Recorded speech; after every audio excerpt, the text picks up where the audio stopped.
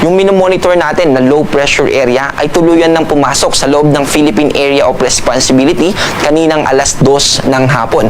At sa huli nating update, ito ay nasa layong 1,000 kilometers east ng southeastern Mindanao. At yung forecast po natin dito ay sa kasalukuyan, nasa medium chance pa rin ito. Ibig po sabihin, kapag orange po yung kulay, medium chance, hindi natin nakikita na magde-develop na ito sa isang ganap na bagyo sa susunod na 24 oras. Pero after nung time period na ito, ay tataas na yung chance nito na maging tuluyan na bagyo. Kapag kulay pula naman po, high chance na. And then kapag kulay green, low chance. Ibig sabihin, mababa yung posibilidad. Pero again, dito po tayo naka-medium chance. At sa kasalukuyan, ang mga lugar na naaapektuhan po nito hanggang mamayang gabi ay dito sa Davao Region at Caraga Region.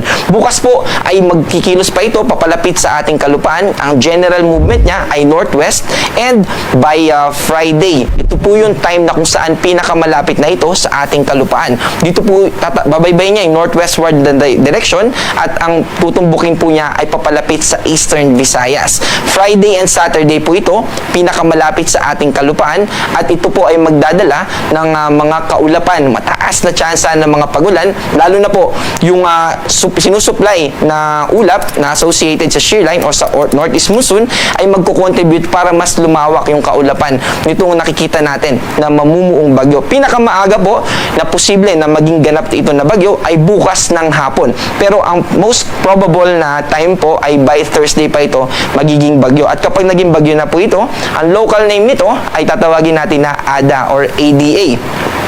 ADA po, spelled out na ADA. At maapektuhan po nito hanggang bukas ay yung probinsya ng Sarangani. Patuloy pa rin na magiging maulap at mataas yung tsansa ng pagulan dito sa Davao Region, Caraga Region, kasama yung Northern Mindanao at probinsya ng Eastern Samar. At sa paglapit po nito ay maapektuhan na rin yung buong Eastern Visayas, ganun din dito sa Bicol Region. Sa kasalukuyan ay hindi na po cloudy dito sa Bicol Region. Mahalaga po dahil naka-alert level 3 pa rin yung Bulkang Mayon, at sa kasalukuyan naman po ay mababa yung tsansa ng pagulan dito sa Bicol Region. Pero again, Friday and Saturday po, crucial time na papalapit itong si magiging bagyong ADA. At yung northeast monsoon naman, bukod sa malamig na hangin na patuloy na dinadala nito sa malaking bahagi ng Luzon, meron pa ring mga kaulapan na posibleng magdulot ng mga pag-ambon, light rains, lalo na po dito sa probinsya ng Isabela, Cagayan sa taas, at yung probinsya ng Aurora. Pero overall, yung Cagayan Valley Region kasama yung Cordillera Administrative Region at probinsya ng Aurora, makakaranas po tayo ng maulap na kalangitan at may kataasan na tsansa ng mga pagulan, specifically mga light rains.